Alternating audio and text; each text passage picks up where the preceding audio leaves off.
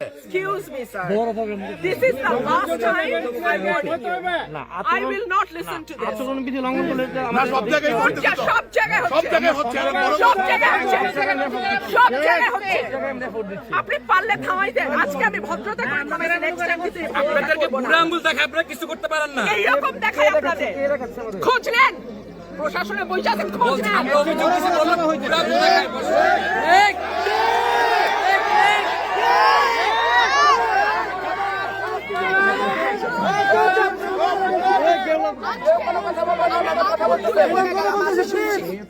ভবিষ্যতে শুনবো না।